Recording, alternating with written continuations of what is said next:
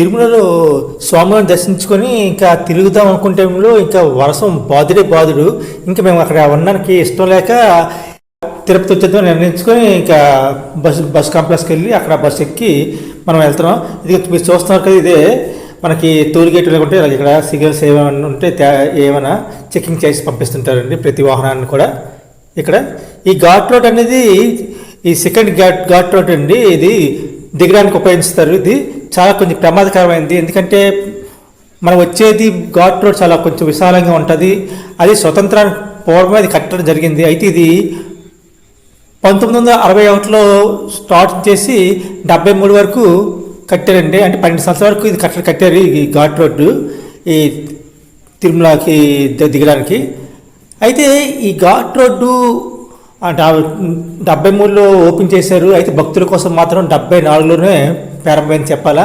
అప్పటి నుంచి ఘాట్ రోడ్డు బాగా డెవలప్మెంట్ అవుతుందండి. అయితే ఇక్కడ చాలా అందంగా పార్కులు ఏర్పాటు చేశారండి తిరుపతి దేవస్థానం వారు.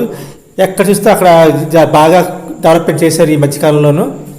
మీరు చూసారు ఎంత బాగుందో. ప్రతి ఏరియా కూడా చాలా విశాలంగా చాలా జాగ్రత్తగా ఉంచారు. ఎందుకంటే ఇది అంత అడవి, అంటే కొండ అంటే అడవి అనుకోండి, మొక్కలు ఉంటాయి. కానీ ప్రస్తుతానికి మనం వెళ్తుంది చాలా పచ్చగా కనిపిస్తుంది. కారణం ఏంటంటే మనం వర్షాకాలం అయిపోయిన తర్వాత ఇది నవంబర్ అంటే కొంచెం పిక్నిక్ టైంలో ఉంటుంది కదా, కొంచెం చల్లగా ఉంటుంది, బాగుంటుంది ప్రదేశాలు. అందువల్ల ఇక్కడ ఆకులన్నీ చాలా చక్కగా పచ్చదనంగా కనిపిస్తున్నాయి కూడా. మీరు చూస్తున్నారు తిరుమల ఘాట్ రోడ్డు చూసారు కదండి. ఇలాంటి ఘాట్ రోడ్డు చూసారు ఎంత మనం తిరుగుతున్నాం. ఇది విశాలంగా ఉన్నట్టు కనిపిస్తున్నాయి కానీ చాలా ప్రమాదకరమైనవి. వర్షానికి జారుతుంటుంది ఈ ఘాట్ రోడ్లను ఎక్కువగా. ఈ కొండ అంచుల్లో ఉండడం వల్ల అప్పుడప్పుడు రాళ్ళు పడుతుంటాయని ఇక్కడ దేవస్థానం వాళ్ళు చెప్తుంటారు. అప్పుడప్పుడు మనకి టీవీలో కూడా చూపిస్తుంటారు. ఎందుకంటే రాళ్ళు పడడం వల్ల చాలాసార్లు అంతరాయం కలుగుతుంటుంది దిగేటప్పుడు. అందుకే అసలు ఈ వర్షం టైంలో అసలు దిగినప్పుడు చాలా జాగ్రత్తగా డ్రైవర్స్ చూస్తుంటారు. అందుకే ఇన్స్ట్రక్షన్స్ కూడా ఇస్తారండి. అందుకే వీళ్ళకి స్పీడ్ కూడా 30 కిలోమీటర్ల లోపు స్పీడ్ ఉండాలండి. ఇది దిగడానికి దగ్గర 17 కిలోమీటర్లు ఉంటుందండి. ఇది అంటే 12 కిలోమీటర్ల నుంచి కొంచెం ఇబ్బందిగా ఉంటుంది చెప్పాలంటే. అంటే కొండల అడ్డు రావడం వల్ల ఘాట్ రోడ్లో కొంచెం మట్టి పడుతుంటుంది వర్షాల టైంలోనూ. అందుకే రెస్ట్రిక్షన్స్ ఇస్తుంటారు. ఇలా స్పీడ్ మెయింటైన్ చేస్తూ ఈ కొండ దిగడానికి 45 నిమిషాలు పడుతుందండి. 45 నిమిషాలు పడుతుంది అంటే ఎంత స్లోగా వెళ్తుందో ఆలోచించండి. అందుకోసం ప్రతి ఒక్కరు కూడా దిగినప్పుడు చాలా అందుకే వచ్చేప్పుడు టోల్గేట్ దగ్గర స్కానింగ్ చేస్తారు కదండి ప్రతి ప్రైవేట్ వాహనాలకి. కారణం ఏంటంటే అక్కడ ఫోటో తీసుకుంటారు, ఆ వాహనం కింద దిగినప్పటికి ఎంత టైంలో దిగుతుంది అని చూస్తుంటారు. ఎందుకంటే చాలా వేగంగా వెళ్ళిందంటే వాళ్ళకి పనిష్మెంట్ కూడా ఉంటుంది వాళ్ళకి. అందుకే ఎవరైనా ప్రైవేట్గా వాహనాలు నడిపిన ఎవరైనా వచ్చినా చాలా జాగ్రత్తగా నడపాలండి. అక్కడ కొంచెం తెంగ వ్యాసాలు వేసిన కూడా ఈ మధ్యకాలంలో చూస్తున్నాం, మనం టీవీలో కూడా చూపించారు మధ్యకాలంలోనూ. ఇలాంటి జరగకుండా ఉండడానికి దేవస్థానం వాళ్ళు కొంచెం కొన్ని నియమాలు నిబంధనలు పెట్టారు. అవి ఫాలో అయితే వెళ్ళిపోవడమేనండి. ఇప్పుడు మనం ఇలా చూస్తున్నాం కదా ఈ మలుపులు. ఇలాంటి మలుపులు అన్నీ ఘాట్ రోడ్లో 24 ఉన్నాయండి టోటల్గా. అయితే మనం వెళ్ళడానికి ఉపయోగపడే అరిపిరి దగ్గర ఉండే మొదటి ఘాట్ రోడ్లు అయితే 57 వరకు ఉన్నాయండి. అయితే దానికి దీనికి తేడా వస్తే ఆ ఘాట్ రోడ్డు కొంచెం విశాలంగా ఉంటుందండి. ఈ ఘాట్ రోడ్డు కొంచెం తక్కువగా ఉంటుంది వెడల్పు. అందువల్ల కొంచెం కష్టంగా ఉంటుంది. చాలా జాగ్రత్తగా వెళ్ళవలసిన ప్రయాణం అండి ఇది ఇక్కడ. అదొకటి వర్షాల్లో, అందుకే జాగ్రత్తగా మనం చూస్తున్నాం. చూడండి ఆ కొండ అంత హైట్లో ఉందో చాలా బాగుంది, చాలా అందంగా చూడడానికి చాలా బాగుంది. ఇప్పుడు చూడండి ఎంత సూపర్గా ఉంది చూసారా ఈ ఘాటు మలుపు తిరుగుతున్నప్పుడు. ఇలాగ మనం వెళ్తున్నామండి. ఇంకా అడవి అంతా చూస్తున్నాం, సూపర్గా ఉందండి అడవి అంతా సూపర్గా. మనకి ఎక్కడైనా పుల్లు కానీ ఎలుగుబంట్లు కానీ కనిపిస్తే అనుకుంటున్నాను, కానీ ఎక్కడ కనబడలేదు ఇంతవరకును. చూసారండి ఈ కొండ చాలా అందంగా కనిపిస్తుంది. మనం అంత కొండ హైట్ నుంచి కిందకి దిగామండి. ఇప్పటికి దగ్గర ఇంకా 6 కిలోమీటర్లు ఎంత దూరం ఉందండి కానీ డిస్టెన్స్. మనం దిగిపోతున్నాం. మన వెనకల నుంచి ఆ బస్సు వస్తుందండి. అలాగా అది ముందుకెళ్తూ మన డ్రైవర్ కూడా కొంచెం అంతవరకు ఫాస్ట్గా వెళ్ళరు. మరి ఇక్కడ మనం చూపించారు అక్కడ ఏదో లేళ్ళు ఉన్నట్లు అభయ అరణ్యం అని రాసి ఉన్నది. ఈ విధంగా మన ప్రయాణం సాగుతుంది సాఫీగాన తిరుమల ఘాట్ మీద. చూసారు కదా ఎంత డౌన్ కనిపిస్తుంది, చూసి కింద ఘాట్ రోడ్డు ఒకేసారి చాలా డౌన్ కనిపిస్తుందండి. ఆ బస్సు మాత్రం అండి మన వెంట పడుతుందండి, అది మనకన్నా ముందు వెళ్ళిపోద్దేమని నాకు ఆతృత పెరిగిపోతుంది, అలా ఉంది పరిస్థితి. చూసారు ఇక్కడ నుంచి ఎంత అందంగా కనిపిస్తుంది చూసారండి తిరుపతి, చాలా అందంగా కనిపిస్తుందండి. అందుకే నేను ముందుకే వచ్చినప్పుడు వీడియో తీద్దామని చెప్పి మన డోర్ స్టార్ట్ ముందుకు వచ్చేసాను కిటికీ దగ్గరికి. చాలా అందంగా కనిపిస్తుందండి చూడండి. ఇక్కడ చూసారు కదా కార్లను ముందు వెళ్ళిపోతున్నాయండి, నేను తర్వాత ఎరకైపోతున్నాము. ఏం చేస్తుంది, తప్పదు, మనం బస్సులో ఉన్నాం. చూడండి అంత అడవి అంత అందంగా కనిపిస్తుంది.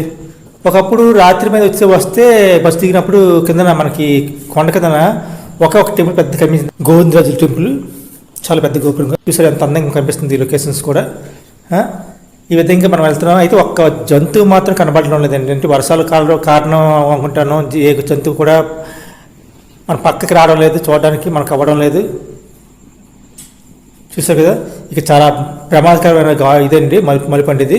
ఇక్కడ చాలా యాక్సిడెంట్లు కూడా అవి చాలా. చూసారు కదా మీరు ఇక్కడ రాళ్ళు ఎలా కూడా కనిపిస్తున్నాయి ఇక్కడ. ఇప్పుడు మనం చూసారు కింద నుంచి చూస్తున్నాం, మన తిరుపతి కనిపిస్తుంది. చూసారు కింద నుంచి చాలా బాగా కనిపిస్తుంది, చాలా బాగుందండి లొకేషన్, చూడడానికి చాలా అందంగా ఉంది. మీరు చూడండి కాబట్టి తిరుపతి అంత అందంగా కనిపిస్తుంది చూడండి. సూపర్ అండి, చాలా బాగుంది. చూసారా ఆ కొండలు కూడా అంత అందంగా కనిపిస్తున్నాయండి. శ్రీనివాసుడు ఆ కొండలు ఉన్నట్లు కనిపిస్తున్నది. ఇలా కూడా చూసారండి, ఇలా ఉంటే కొండలు రాళ్ళు పడితే వర్షాల టైంలో వచ్చినప్పుడు ఎప్పుడు ఇక్కడ వాహనాలు ఆగిపోవడండి. ఈ దేవస్థానం వాళ్ళకి ఎప్పటికీ ఇబ్బందిగా ఉంటుంది ఈ ఏరియా ఎప్పుడును. అందుకే వర్షాల టైంలోనూ చాలా జాగ్రత్తగా చూసుకుంటుంటారు. ఇక్కడ మనం దగ్గర అలిపిరికి వచ్చామండి, అలిపిరి ప్రదేశం అండి ఇది. అలిపిరి బస్ స్టాప్ అండి ఇది. ఇక్కడ కూడా సిగ్నల్ స్టేషన్ ఉంటుంది, ఏదైనా చెక్ చేసి పంపిస్తుంటారు వచ్చే వాహనాలు వెళ్ళే వాహనాలకి. ఎందుకంటే వీళ్ళు కరెక్ట్గా వచ్చారా లేదా, టైంకి దాటి వచ్చారా, ముందు వచ్చారా అని కూడా చూసుకుంటుంటారు. ఎవరు ప్రైవేట్ వాహనాలు అనేది కంపల్సరీగా చెక్ చేస్తారండి, ఎందుకంటే వాళ్ళు ఎంత ఫాస్ట్గా వచ్చారు అనేది కూడా చెక్ చేస్తుంటారు. అయితే మనం అనుకున్నట్లు ఇక్కడ బస్సు రేటు మాత్రం చాలా ఎక్కువ ఉందండి. మనకి ఇక్కడ 90 రూపాయలు తీసుకుంటున్నారు పెద్దవాళ్ళకి, సీనియర్ సిటిజన్స్కి 80 రూపాయలు తీసుకుంటున్నారు, పిల్లలకి 50 రూపాయలు తీసుకుంటున్నారు. మనకి ఇక్కడ అలిపిరి దగ్గర గరుకుమంతుడు విగ్రహాన్ని పెట్టేయండి, స్వాగతం పలుకుతున్నట్లు, చాలా బాగుందండి. ఇంకా చూసారండి మనకన్నా ముందు వెళ్ళిపోయింది మనకన్నా ఉన్న వాహనం. ఇప్పుడు మనం తిరుపతి రోడ్ల మీద తిరుగుతున్నాం. మీరు చూస్తున్నారు ఘాట్ రోడ్ నుంచి తిరుపతికి ఎంట్రన్స్ అయ్యాం లోనికి పట్టణంలోకి.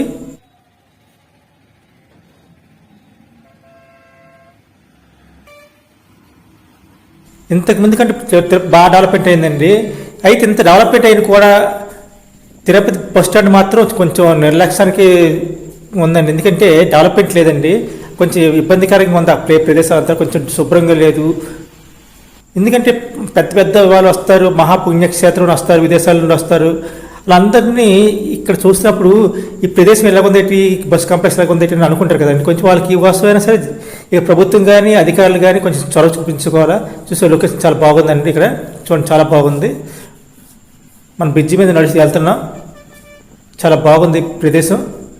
అదే కొండలు కూడా కనిపిస్తున్నాయి అందంగానే బ్రిడ్జి మీద నుంచి వెళ్తుంటే. శేషాచల అడవుల నుంచి మనం ఇప్పుడు తిరుపతి కొండ రోడ్డు మీదకి వచ్చేసాం. చూసారు కదా ఎంత అందంగా ఉన్నది ఈ ప్రదేశం. ఇంకా వర్షం అలాగ పడుతూనే ఉందండి, ఆగలేదండి. మన జాతీయ పతాకం రెపరెపలు ఆడుతుందండి, చాలా బాగుందండి. జై హింద్ అని చెప్పాలనిపిస్తుంది, జై హింద్. సూపర్ అండి, చాలా బాగుంది. చూడండి ఎంత అందంగా ఉందో లొకేషన్. తిరుపతి బ్రిడ్జ్ మీద మనం వెళ్తున్నాం, చాలా బాగుంది. ఇంకా కొండల్లో ఇంకా మేఘాలు అలా తేలాడుతూ ఉన్నాయండి. అవి చూస్తుంటే ఎప్పుడు కావుతో తెలియదు. మేము వెళ్ళే టైము అలా అయిపోయింది, వర్షంలో అలా నాడుతూ ఉన్నాము. మనం ఇక్కడి నుంచి బస్ కాంప్లెక్స్ వెళ్తున్నాం. ఇదిగండి తిరుపతి బస్ కాంప్లెక్స్కి వచ్చేసాం.